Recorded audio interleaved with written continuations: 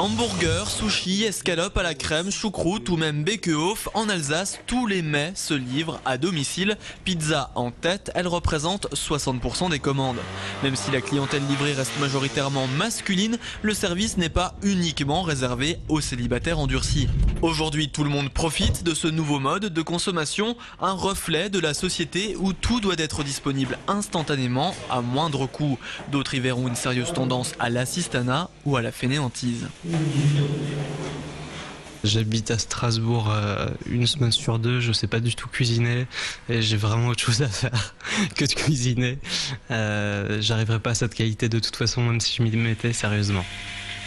Jean-Michel, c'est un petit peu le doyen de la livraison à domicile strasbourgeoise. Depuis 20 ans, avec sa compagne, il cuisine et livre des plats traditionnels, le tout principalement servi le dimanche soir, le jour de la flemme et surtout 25% du chiffre d'affaires hebdomadaire. En 20 ans, une génération est passée, les modes sont restés propices à la livraison. Il y a eu les soirées cocooning qui étaient tout au début des années 90, un véritable phénomène où les gens voulaient rester à la maison, être à la maison, ça on l'a senti. Il y a eu les effets de mode de jeux, les PlayStation, on a eu beaucoup de soirées PlayStation à la maison avec des jeunes, etc. On a eu les soirées poker qui s'estompent un petit peu en ce moment. Enfin, tous ces effets de mode font qu'il y a toujours une clientèle qui est en mouvance la nuit sur Strasbourg. Choucroute box, salade de pissenlit, hot dog alsacien, la spécialité de la dinette à Strasbourg, c'est la gastronomie régionale.